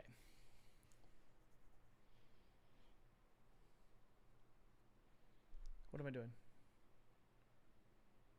Oh, yeah, let's go ahead and add some more enemies. And see how these enemies feel in the context of other enemies, right? We definitely want to, by the way, let's apply all of our changes here. Do not forget to apply your changes to your prefab. And we're going to go ahead and add this enemy here, one here, and one here. You know, I kind of feel like his spin should also include a roar. And so what we're going to do is, I think maybe I'm wrong here. Yeah, we don't have any random sounds available to use. So let's just go ahead and add a shooting here. And the roar will then initiate the shooting. So we're going to play a sound. This is something I call animator functions. And these are all the functions we've written for our animator. So we have play sound, and we can choose a clip, and we can just do an awake sound, right?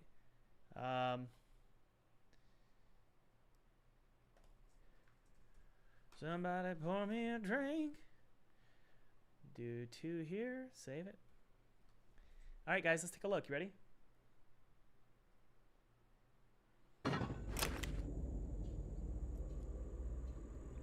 Guys, I have a question I'd love to ask.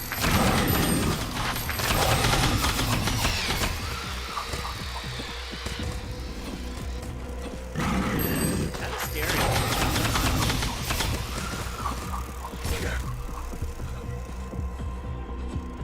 Look at them. They're going to ride up here.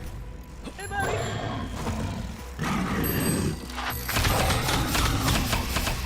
What I want to do is make sure they're fair.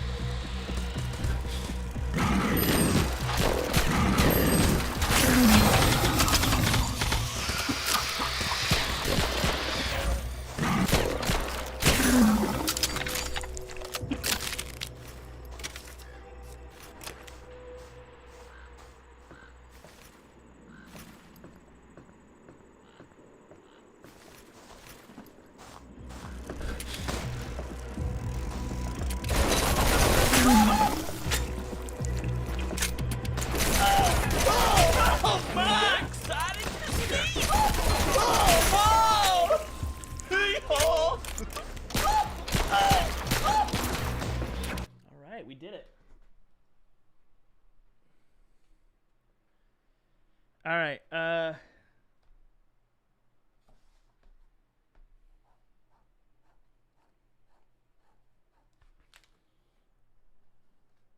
List crossed out, baby. Now, we need to do some weapon cleanup. But I think that's for another day.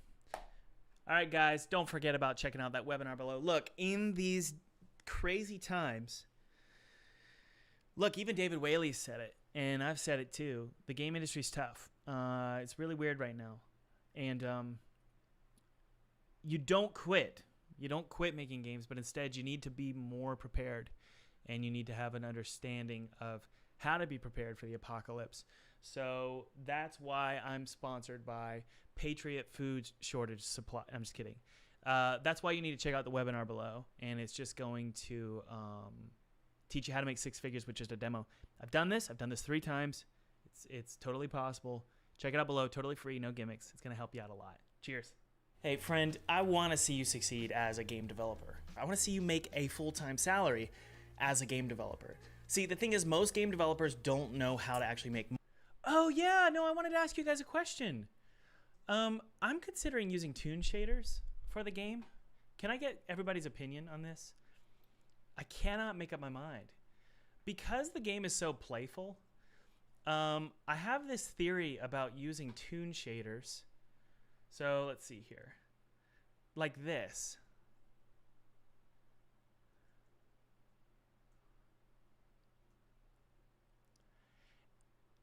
I feel like it separates it from BioShock and makes it feel more like indie, more stylized.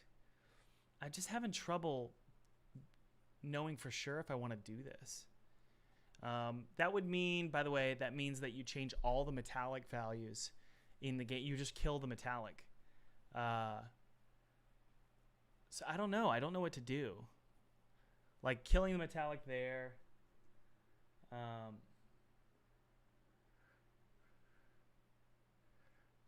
So type toon if you like toon. Type normal if you like the normal one. Like toon, you can do all sorts of cool stuff. Like you can go to this and you can make it look stylized.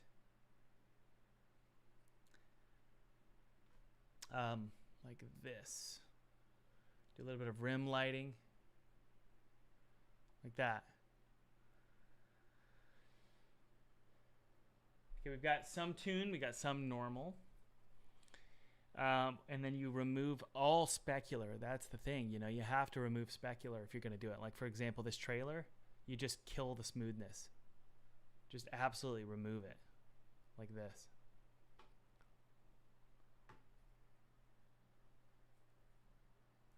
Well, that's what cell shading is, by the way. I mean, well, not really, actually. Kind of is. It kind of is. Yeah, so you just basically flatten everything, and it looks softer.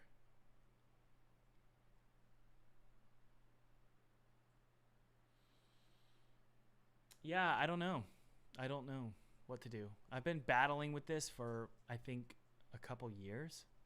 Of just like thinking, okay, because like for example, watch this. If I enter play mode here, let me show you the weapons. I could take my pistol and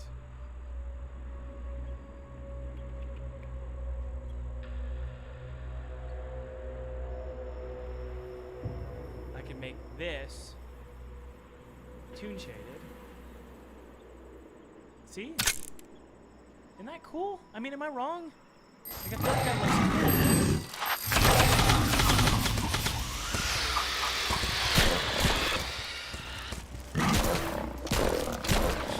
It just separates the game. It makes it look like an indie game, and it makes it look like it's... I think it fits the theme better. You can do it with the hammer as well. Look. At the end of the day, it's my game, so I'll do what I want. But I'm just trying to figure out, like,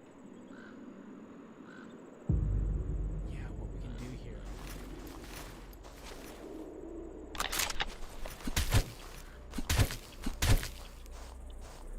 So tempted to do toon shading.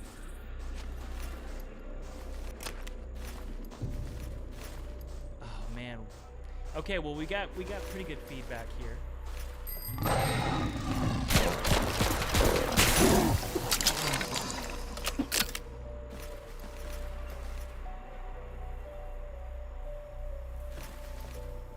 It removes the creepiness, huh?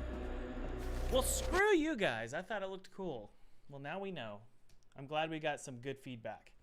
Let's go back in time. Thank God for Control Z, right? All right, let's go back to Control Z here, or back in time, and see if it looks better with standard shading.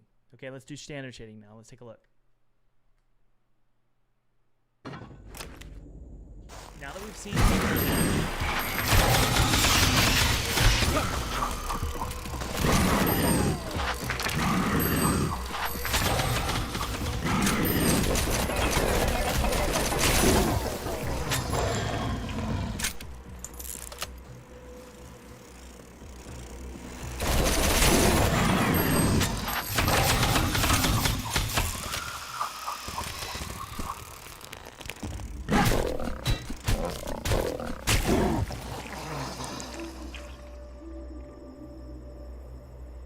Okay, so y'all saw it. Now what's the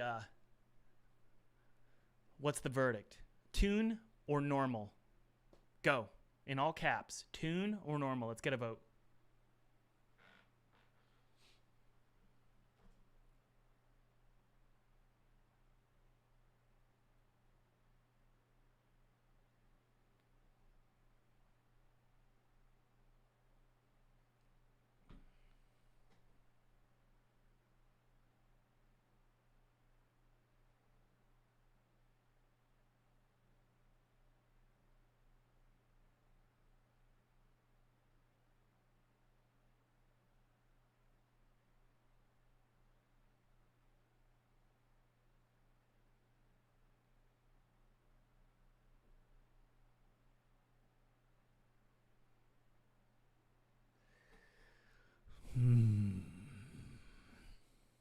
I was hoping it would be a consensus.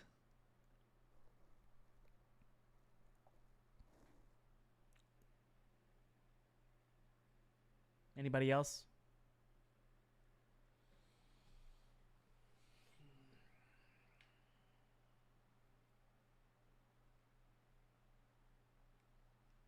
Crap.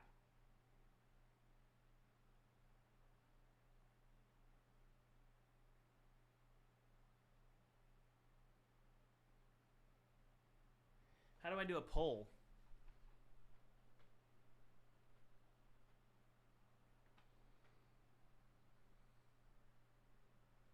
How do I do a poll?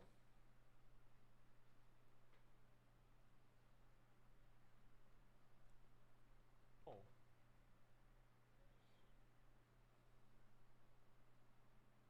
Oh, here we go. Tune shading. Should I use tune shading in Twisted Tower? Yes or no? Okay, go. Answer the frickin' poll. Do what I say.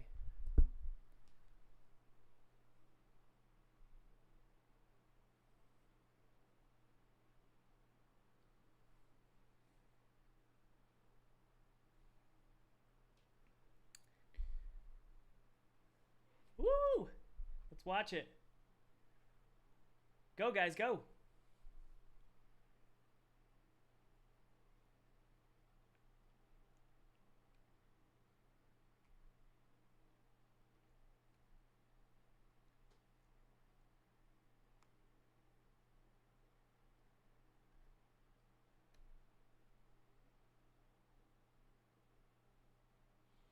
How come we've got 100 people watching right now and only 30? Why is it everybody vote?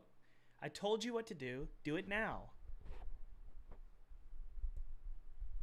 Should be a gas or some obstacle that makes the tune shading appear briefly as a debuff. What?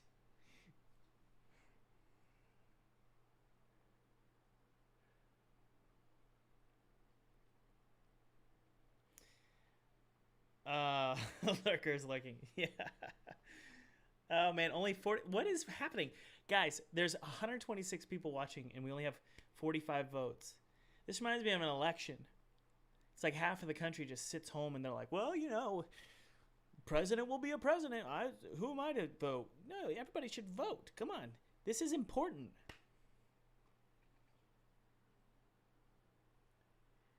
It really does come down to turnout, doesn't it? Look, we don't even have half of the people who voted. It's half and half, huh? Yeah, that's what I'm thinking, Abdullah. It's like Disney, if you want that Disney vibe, you can add like a watercolor feel to it by adding toon shading, you know. But I could be wrong.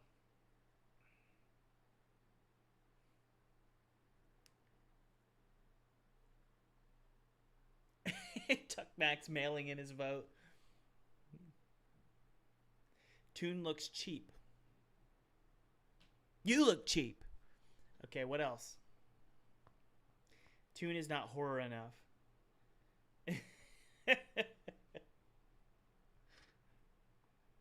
You think so, Carl? Okay, let's try a different poll.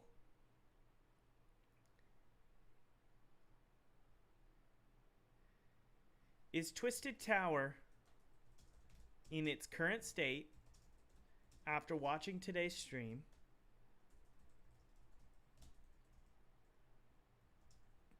too similar to BioShock? Yes or no?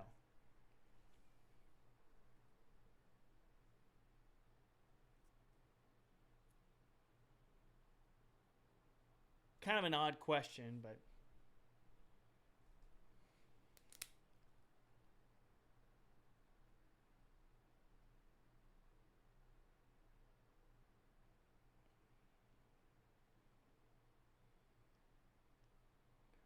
that's crazy. We got 34 votes in like 5 seconds. So we feel like we're good. So this looks different enough from BioShock, guys? Like, look at this. Does this look... I think this looks very unique. I think it's like its own identity. Especially the exterior stuff and these crazy enemies.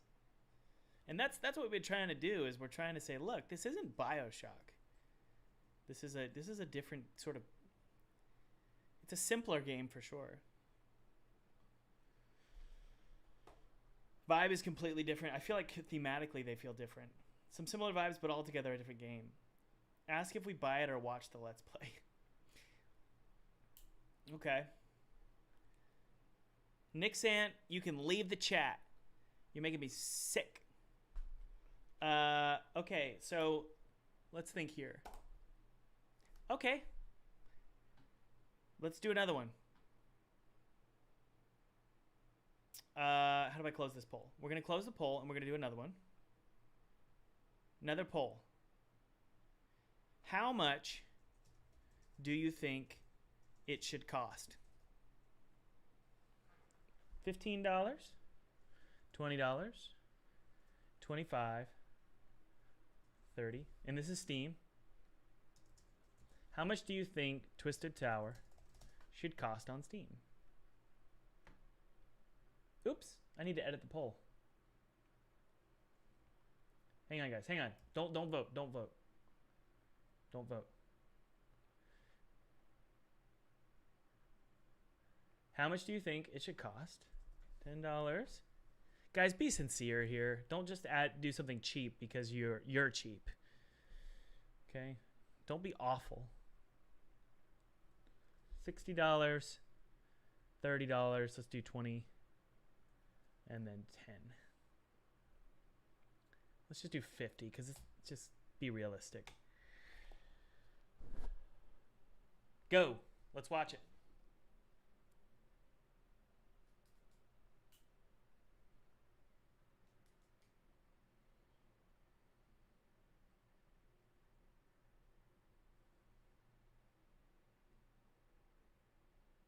Runtime 4 to 5 hours.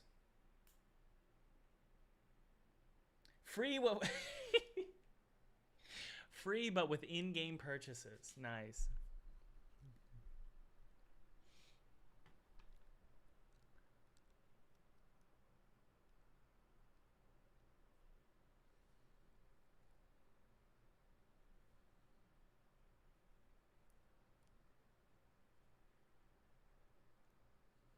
We were gonna charge 100 with because the game includes 50 unique NFTs. I'm just kidding.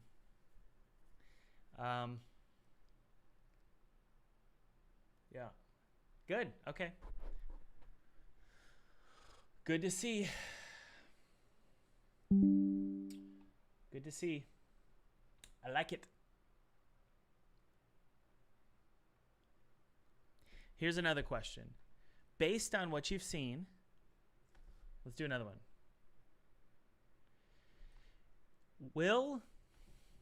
Based on another question. Based on what you've seen in the streams, is Twisted Tower more content? Will Twisted Tower be more complex or less complex than BioShock? More complex, less complex.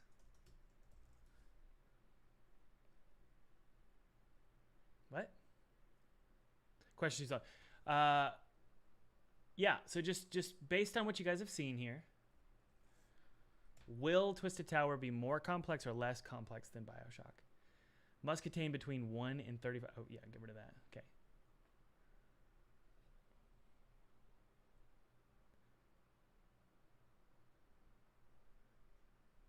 Of course, this is biased information, but we're gonna see what people's perception is.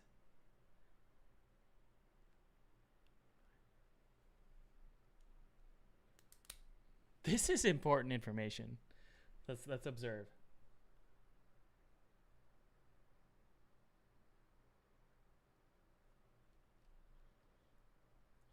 Essentially, this all comes down to tune shading and visuals. So the reason I'm asking these questions is because, you can look at this and go, okay, from a marketing perspective, you see a screenshot and you go, instantly in your brain as a viewer, you're going to tell yourself, oh, this is going to be this kind of a game. And we want to make sure those expectations are correct, because you don't want to create expectations and then a person buys it and then they're like, whoa, this is too complicated, or this is not complicated enough, right? So good. Okay, but I am going to add farming and aliens and a moody story. And in fact, I think I might just add everything that's in David Whaley's game to my game. Okay. Very good. That's correct. We are correct. So this is a correct expectation. So we're golden, guys. Great. This was a lot of fun. Thanks for hanging out. Bye. Hey, friend, I want to see you succeed as a game developer. I want to see you make a full-time salary as a game developer. See, the thing is, most game developers don't know how to actually make money with their game. And believe it or not, you can actually make a full-time salary with just a demo. I've done this 3 freaking times. And I'm going to teach you exactly how to do that. Make a full-time salary with just a demo. Click the link below. It's a webinar, totally free, no gimmicks here. Check it out, watch the whole thing. You're gonna learn a ton, and you're gonna learn how to make 6 figures with just a demo. Cheers.